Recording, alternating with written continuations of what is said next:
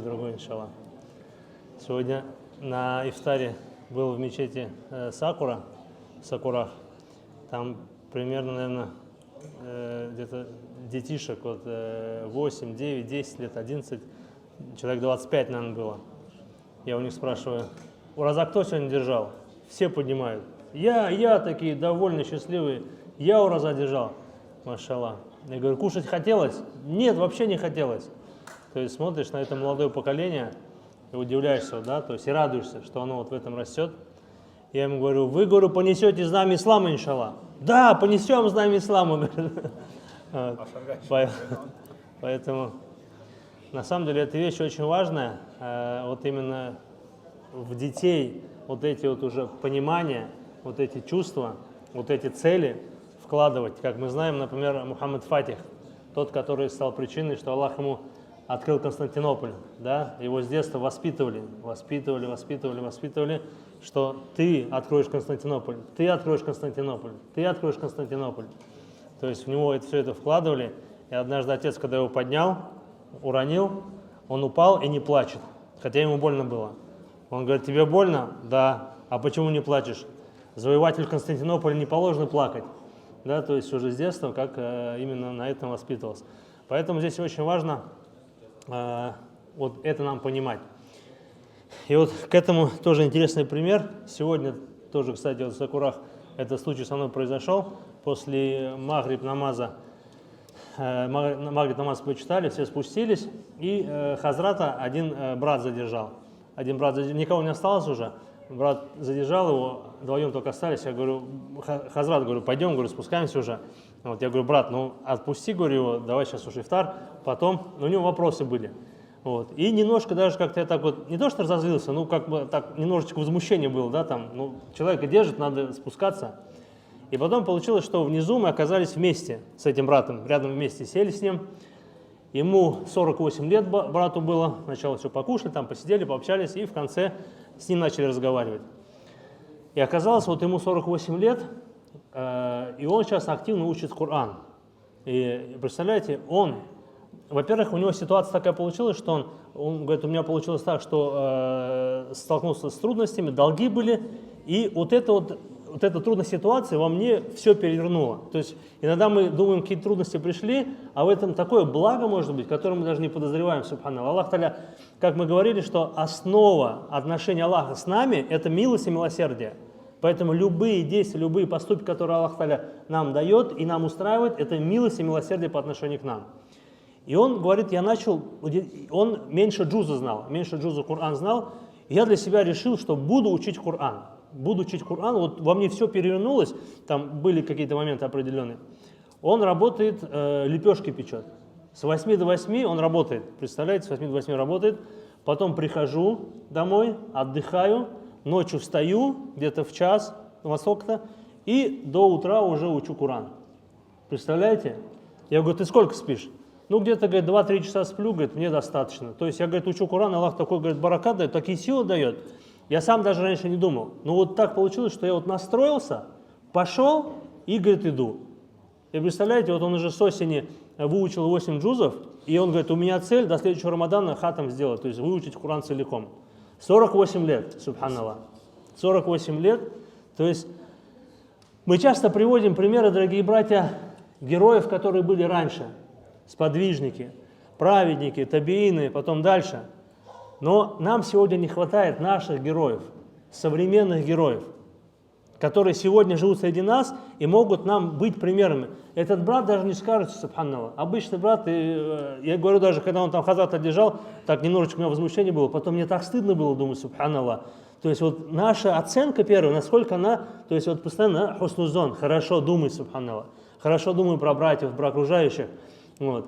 Даже не подумай, что брат с таким настроем, с таким как бы с такой целеустремленной и как бы так вот старается. 2-3 часа спит, субханаллах. Мы для себя столько преград ставим.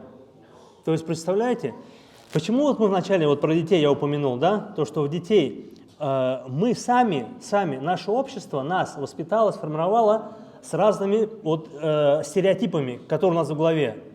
Да, ребенок должен такой быть, такой, отдохнуть, поспать, там еще что-то. То есть мы сами создали себе много стереотипов, которые нам мешают. Посмотрите, то есть живой пример, который находится среди нас, субханаллах. Я удивился, то есть он на самом деле таким является доводом против нас многих. Аллах в Коране говорит: «Ля юкаллифуллаху нафсан илля усаха». Аллах не возлагает на душу ничего, что ей будет не под силам. Все, что нам возлагается, все это под силам. И вот здесь вспоминается, знаете, один опыт. Один опыт проводился, был такой, сделали аквариум определенный и поместили туда две рыбы. Одну хищника и ее жертву. То есть аквариум стеклянный, хищник и жертва, и между ними поставили стеклянную преграду. Стекло не видно. Хищник видит жертву, подплывает стекло, преграда, разворачивается, подплывает преграда. И был определенный период, что это стекло находилось между ними. Потом это стекло убирают, все, преграды нету, субханаллах. Подплывай, кушай. Хищник подплывает, разворачивается, уходит. Подплывает, разворачивается, уходит. То есть вот эта преграда. И знаете, сколько у нас в голове таких преград стоит? На утренний намаз пойти в мечеть? Преграда, причины, усталость, работа или еще. Коран почитать? Преграды стоят. Коран выучить? Преграды стоят. Во-первых, наше воспитание, среда, общество, столько таких преград создало в нас, которых нету. Этих преграды выдуманы, их не существует. И на самом деле потенциал наш огромный. И в Рамадан мы видим, насколько мы можем. Мы находим время прийти на таравих. У нас хватает силы и ураза поддержать. Хотя в такие дни, например, у нас миллион причин. Субханаллах, сегодня туда пойду, сюда пойду, тяжело будет, не смогу. В Рамадан мы видим, что можем и ураза держать. Можем и таравих читать, и Коран читать, и сколько-то заучивать. Можем, субханаллах. И вот это мышление, и вот эти стереотипы, которые у нас есть, смотрите, как учит наш пророк Мухаммад, саллаллаху алейхи ва саллям. В известном хадисе он что говорит? Если просите рай фирдаус, просите что? Если просите рай, просите что? Фирдаус, субханаллах. Он просто требует от нас. Просите рай, фирдаус просите. Что? Чтобы у вас мышления, этих преград не было. Свободно мыслите. У вас не должно быть преград. Не думайте, что я такой-то, а где фирдаус? Что я недостоин. Просите фирдаус и старайтесь. Казалось бы, цена фирдауса очень высокая, дорогая цена. Но пророк Мухаммад, саллаллаху алейхи ва саллям, требует от нас, каждому обращаясь, говорит: проси фирдаус. Не имея вот этих преград, не имея этих стереотипов, которые мы выдумали сами, субханаллах, на протяжении нашей жизни. Или когда пророк Мухаммад, саллаллаху алейхи ва саллям, рассказывал, что в раю есть разные двери. Рай, то есть дверь, через которую зайдут, кто ураза держал. Да, дверь, которую там одна, вторая, то есть несколько дверей разных. И посмотрите, Абу Бакр что спрашивает? О посланник Аллаха, а будут те, которые зайдут через все двери? Посмотрите, насколько мышление свободно их не было сподвижников. А будут те, которые через все двери зайдут? Ни одного стереотипа, абсолютно свободное мышление, преград нету. Никаких преград не существует, чтобы через все двери рая зайти. Пророк Мухаммад, саллаллаху алейхи ва саллям, что сказал? Да, будут, и я надеюсь, что это будешь ты, про Абу Бакра. Сподвижники были, у них не было преград. У них не было никаких преград, они знали, все принадлежит Аллаху. Аллах над каждой вещью мощен, есть цель, и ставили самые дерзкие цели, самые высокие цели, субханаллах, и не чувствовали никаких преград. Халид ибн Валид говорил, что передо мной, что персы, что римляне, как мухи, вообще не чувствовал и не видел их, субханаллах. Поэтому хотелось с вами сегодня поделиться вот этим живым примером, да, можно сказать, героем нашего времени, этим братом. И хотелось бы всем нам пожелать, чтобы вот эти стереотипы, которые у нас есть в голове, чтобы мы их потихонечку стирали, убирали. Рамадан тому яркое свидетельство и яркое доказательство, что мы можем с вами. Во-первых, мы сами с вами можем. Во-вторых, мы должны детей приучать. Ты будешь Коран хафизом, ты будешь отличником в школе, ты будешь это, ты сможешь это.